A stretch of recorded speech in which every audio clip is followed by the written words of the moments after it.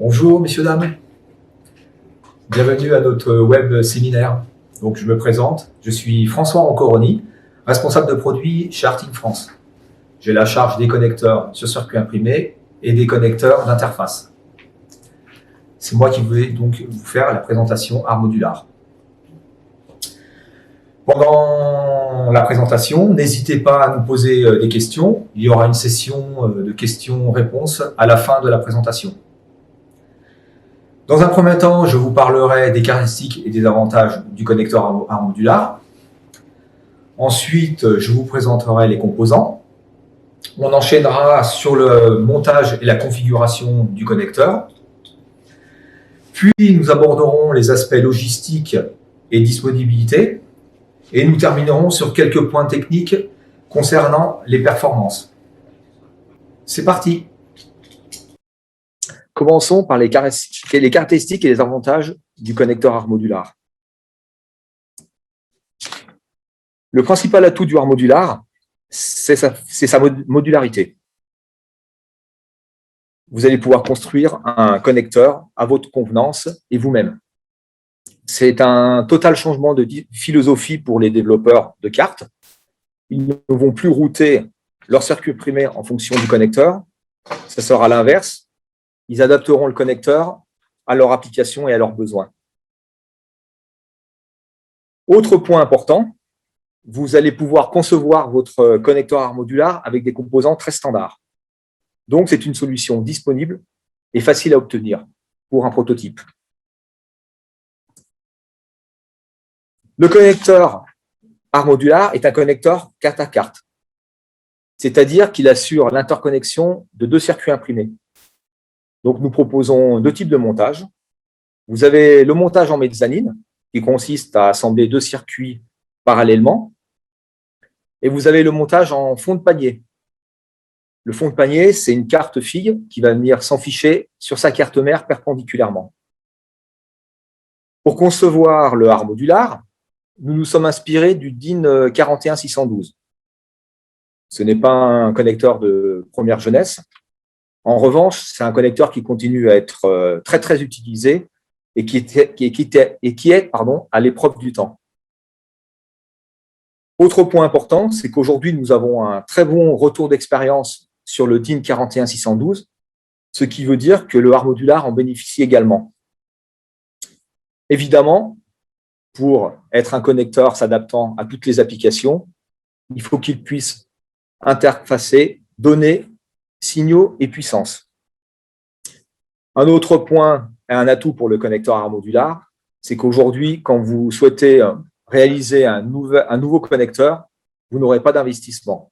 Ce qui veut dire pas d'outillage, pas de moule, par exemple.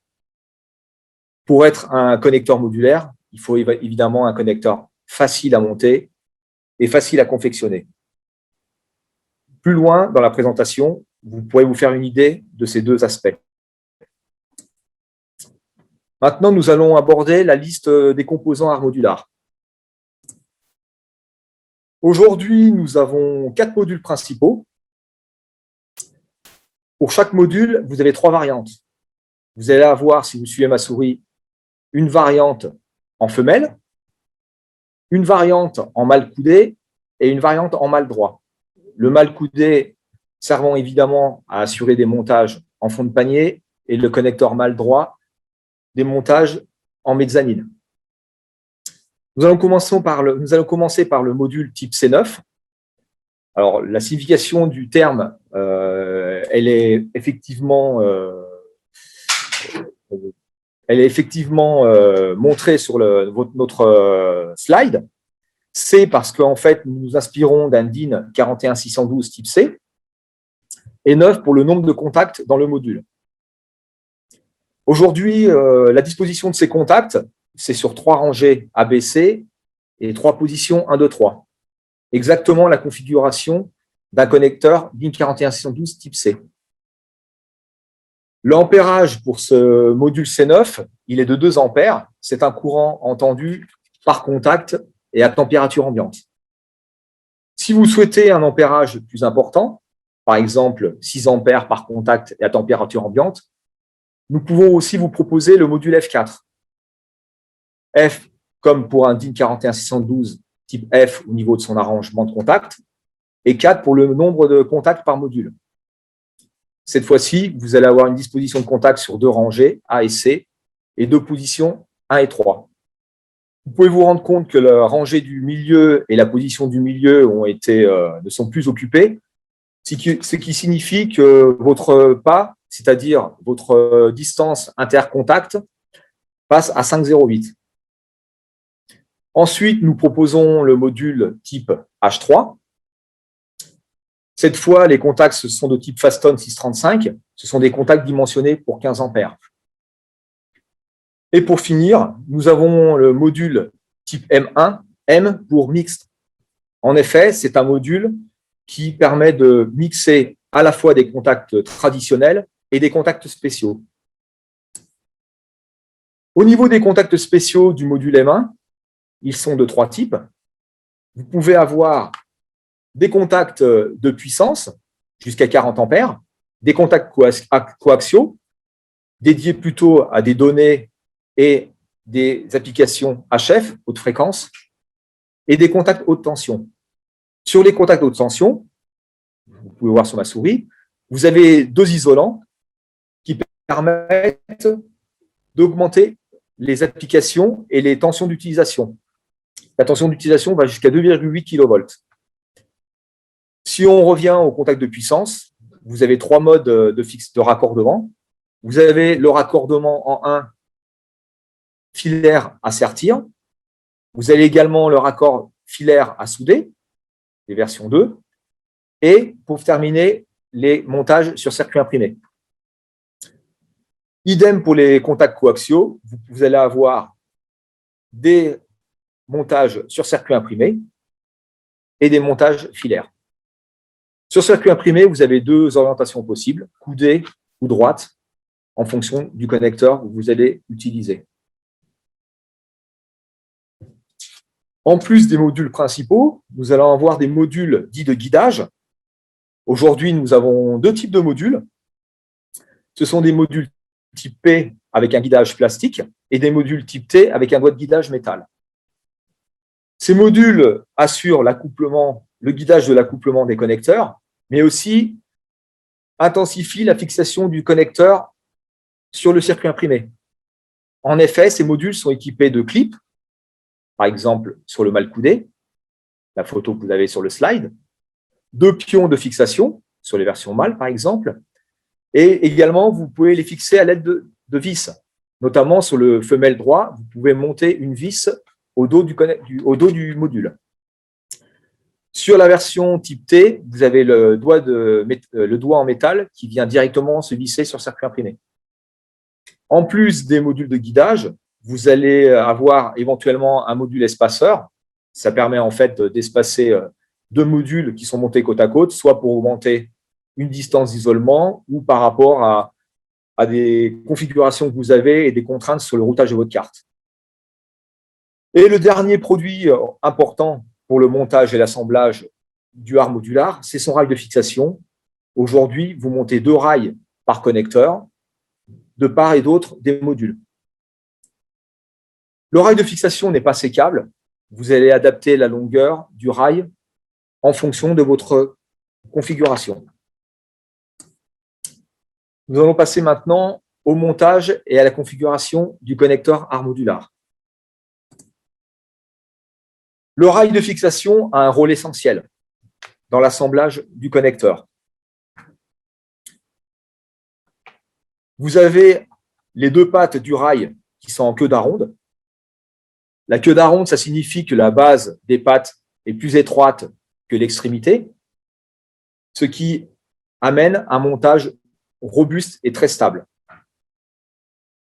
Le deuxième point important du rail de fixation, c'est qu'il est équipé d'alvéoles disposés sur le rail au pas de 2,54, donc tous les 2,54 mm. Et ensuite, sur les modules, vous allez avoir une boule. Quand vous allez insérer le rail dans le module, la boule va venir s'emboîter dans l'alvéole et va vous positionner correctement le module dans l'assemblage du connecteur. Ça vous permet d'avoir un montage précis et compatible avec les tolérances des circuits imprimés. Et évidemment, nous avons aussi un outil de montage.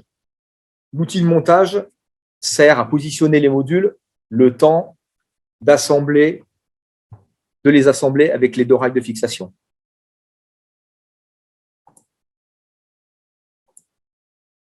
Voici un exemple avec l'assemblage d'un module mâle coudé. Donc, vous avez votre outil. Vous avez vu que c'est indiqué mâle, hein, donc il faut bien l'utiliser dans du bon côté.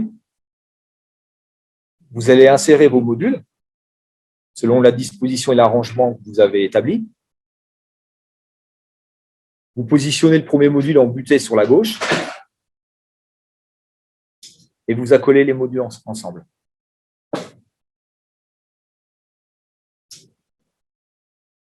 Ensuite, vous montez le rail de fixation dans les gorges des modules. Il s'enclique.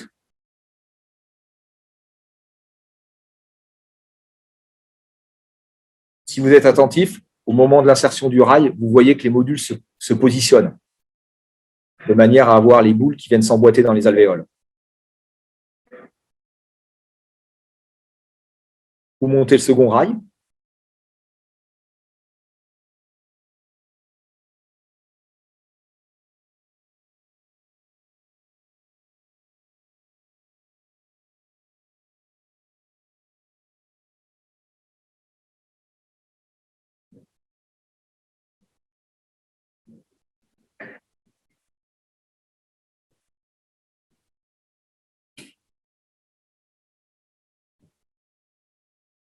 Une fois que vous avez assemblé les modules, il vous reste à monter le contact de puissance.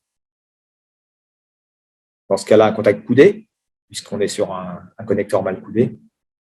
Il y a un détrompage, vous ne pouvez pas vous tromper dans le sens du montage, et vous avez un clic sonore qui vous indique que le contact est bien monté.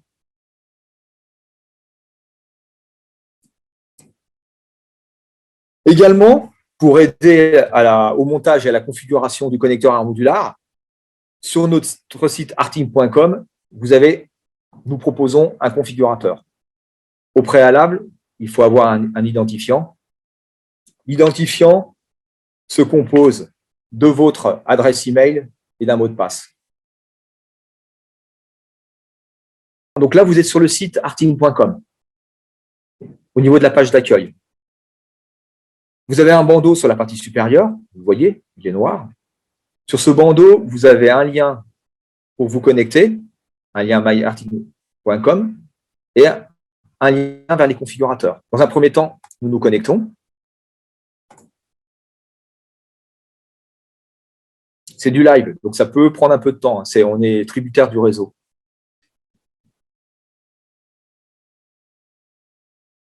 Donc là, je suis connecté. Vous voyez mon numéro d'identifiant.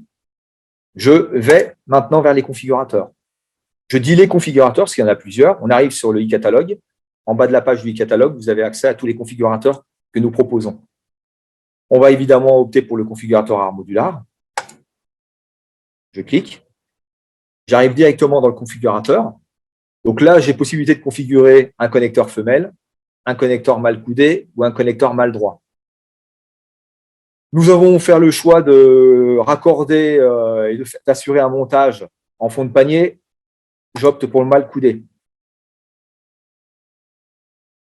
Une fois que je suis dans le configurateur du mâle coudé, par défaut, j'ai 2 modules de guidage. Ici, des modules avec le doigt de guidage plastique, donc des modules type P. Et j'ai un module principal qui est en slot A.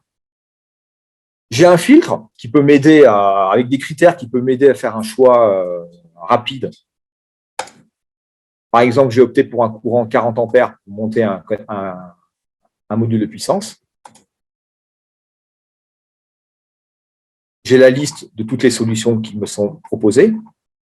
J'opte évidemment pour un contact coudé, puisque je suis sur un connecteur coudé. Je clique sur le contact. Ça me convient. Ensuite, évidemment, je peux rajouter d'autres modules. j'ai un nouveau slot qui se crée, le slot B. Là, par exemple, on va prendre un module, un module type F4 pour des courants 6 ampères. Donc, j'ai 2 modules dans mon connecteur. Je vais rajouter un 3e slot. On va prendre un module H3, par exemple.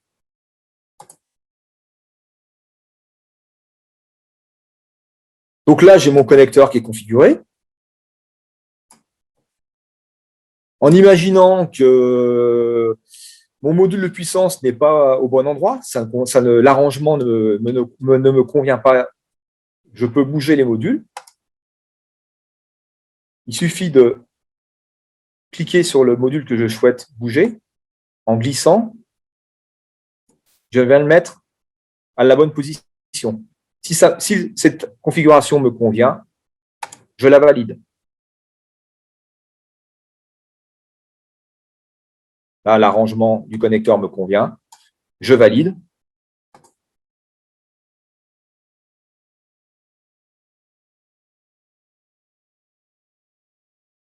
Excusez-moi, ça peut prendre un peu de temps. C'est du live. Voilà, donc là, il me reste à configurer la contrepartie, qui est le connecteur femelle. Je rentre sur le configurateur du connecteur femelle. Je peux le visualiser. Vous voyez que le module de puissance n'a pas été configuré, puisque j'ai plusieurs possibilités. Donc, je vais sur le slot C, là où se trouve mon module de puissance. J'ai les différentes solutions qui me sont proposées. Bon, je suis sur un connecteur femelle droit à souder. Je vais opter pour un contact femelle droit à souder.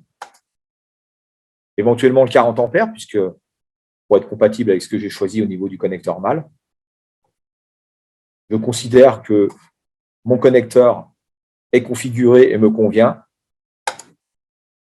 Je valide.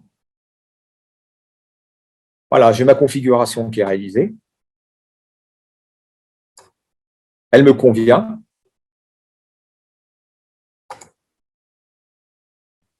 Je valide en cliquant sur Continue. J'ai ma configuration qui est faite. J'ai éventuellement ma composition, vous voyez, avec mes connecteurs mâles et connecteurs femelles.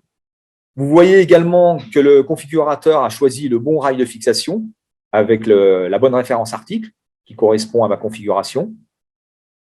J'ai maintenant possibilité de télécharger ma configuration ou de la sauvegarder. Par exemple, je vais la télécharger. J'ai plusieurs possibilités. Télécharger les fiches techniques, les plans, les 3D et la composition sous format Excel. Par exemple, j'opte pour la solution la plus simple. Je fais télécharger. Donc, ça va me générer un fichier Excel.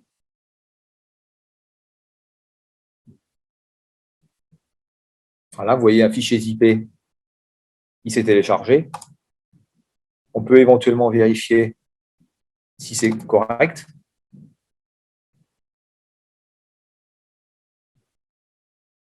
Voilà, j'ai bien un fichier Excel. Je vais l'ouvrir.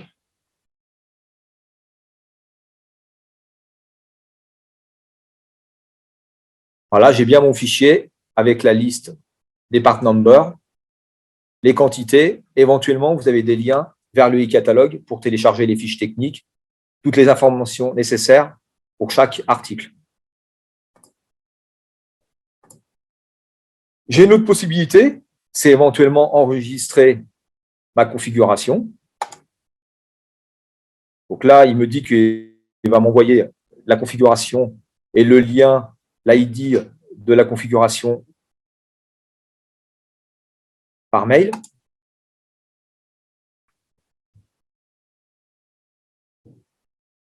Voilà. J'ai l'information comme quoi je vais recevoir un mail et j'ai même l'identifiant de la configuration. Vous voyez, par exemple, alors je vais la noter, DG5L. En imaginant que je supprime ma configuration,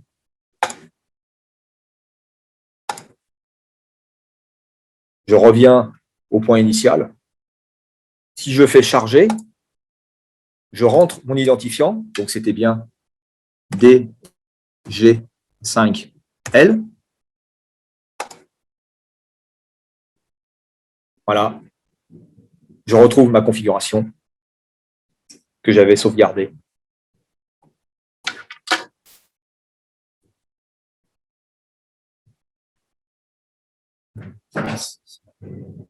C'est laquelle? C'est celle-là, voilà. Je vous ai présenté le configurateur. Maintenant, passons sur les points logistiques et disponibilité des connecteurs ARM modulars.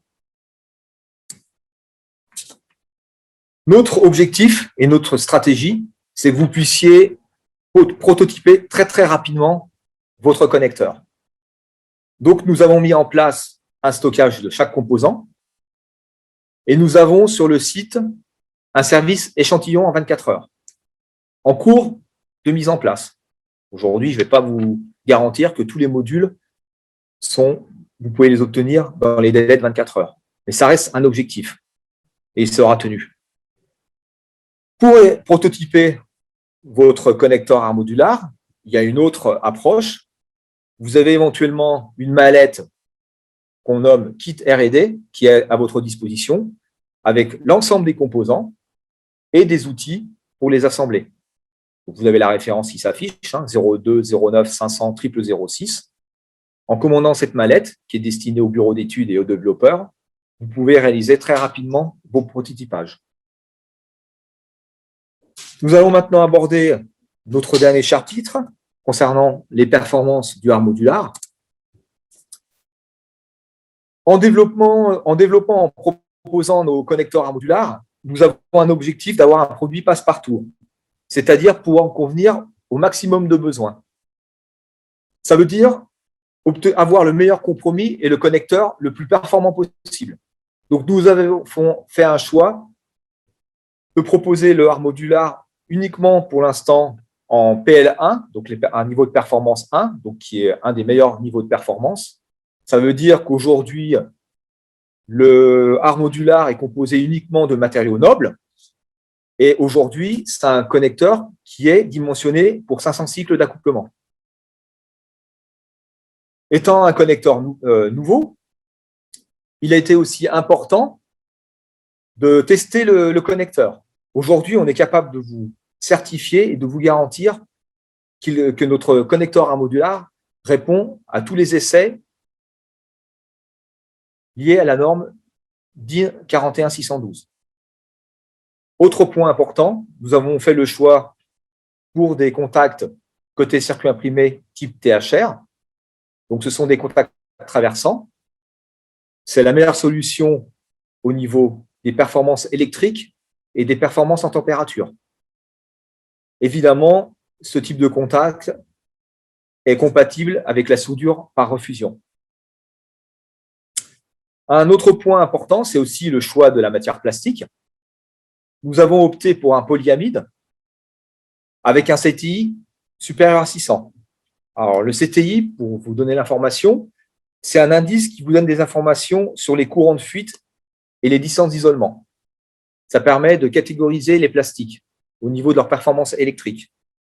Aujourd'hui, nous avons un CTI supérieur à 600, c'est-à-dire nous sommes dans les meilleurs plastiques du marché. Ce qui permet un emploi pour des tensions élevées, aujourd'hui jusqu'à 1000 volts. Ce produit nous permet aussi d'avoir un connecteur ARM modular qui peut être utilisé sur des plages de température de moins 55 à plus 125. Il est également UL 94V0, ce qui veut dire qu'il a un très bon comportement au feu. Également, on va beaucoup plus loin puisque aujourd'hui, le ARM modular peut être implanté sur des projets ferroviaires puisque le plastique est normé EN 45545. Il faut savoir qu'aujourd'hui, les normes ferroviaires feu fumé sont dans les normes les plus contraignantes du marché. Avec ce que je vous ai présenté au niveau des différents points techniques concernant les performances, nous pouvons vous garantir déjà que le connecteur est en parfaite adéquation avec nos marchés, qui sont en général les marchés du secteur industriel, dans des conditions sévères d'utilisation. J'en ai terminé avec ma présentation. Merci encore pour votre attention et votre disponibilité. Nous allons passer maintenant aux questions. J'ai ma collègue Louise qui me seconde pour ce web séminaire, qui va me communiquer les questions. Louise, avons-nous des questions? Alors, on a déjà quelques-unes questions. Pour ceux qui n'ont pas encore posé les leurs, vous pouvez les poser dans l'onglet Q&R qui est en bas de l'écran, avec les icônes de bulles, questions-réponses. Alors, on va commencer en attendant. Il y a une personne qui demande s'il y a d'autres fabricants compatibles. Aujourd'hui, non. C'est un produit exclusivement Arctic. On crée vraiment ce produit. Donc, on est à la source, comme à l'époque, c'était des versions industrielles, mais le Han modular, il y a déjà quelques années en arrière, on a créé cette technologie, on a créé ces connecteurs, et ensuite, ça a suivi, les normes se sont créées. Il faut savoir, par exemple, ça sort complètement du contexte du Han modular, mais vous avez, par exemple, le connecteur Single Pair Ethernet. C'est des nouvelles connectiques qui arrivent sur le marché. Aujourd'hui, les normes se sont créées sur nos produits. Ça sera sans doute pareil pour le Han modular. On est précurseur, donc aujourd'hui, c'est pas le cas. D'accord, merci. Alors, une personne veut savoir quelle est la pérennité de la gamme. Les nouvelles, donc là, on assure une pérennité au moins, comme on veut toucher le marché du ferroviaire, c'est une pérennité de 30 ans, 30 à 40 ans. C'est les spécifications du ferroviaire. D'accord. Alors, une personne voudrait connaître le tarif de la mallette R&D. On pourra lui communiquer précisément, on prend ses coordonnées, on lui communiquera précisément. Je suis que chef de produit, c'est vos interlocuteurs commerciaux qui vont vous faire la proposition. Bon, on peut imaginer un prix autour de 120-150 euros. C'est un prix maximum. Je n'ai pas trop les informations réelles. Elle est disponible par contre. Alors, quelqu'un veut savoir si Arctic propose des montages en série sur configuration spécifique client. Oui. J'ai oublié de l'aborder peut-être dans mon slide concernant la disponibilité et la logistique. Il est entendu que effectivement, quand vous passez en production, forcément, vous n'allez pas perdre du temps à monter votre propre connecteur. Donc aujourd'hui, à partir de 200 pièces, effectivement, nous fournirons des connecteurs préassemblés à votre configuration, avec une référence dédiée. On ira plus loin même d'ici la fin de l'année. Le configurateur vous générera la référence. C'est disponible à la fin de l'année. Même plus loin, dans les mêmes périodes à la fin de l'année, on pourra même générer les empreintes pour circuit imprimé. Elles seront générées automatiquement dans le configurateur avec votre configuration. Okay.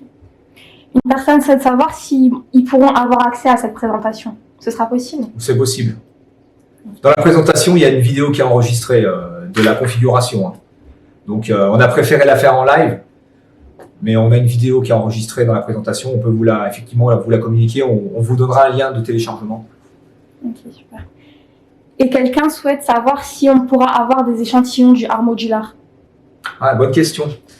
On comptait justement vous envoyer un petit email à tous les participants, ou du moins les gens qui sont enregistrés. Effectivement, on a une petite boîte dans laquelle on a un échantillon d'un connecteur femelle et d'un connecteur mâle coudé. Vous voyez? Il faut le mettre dans le bon sens.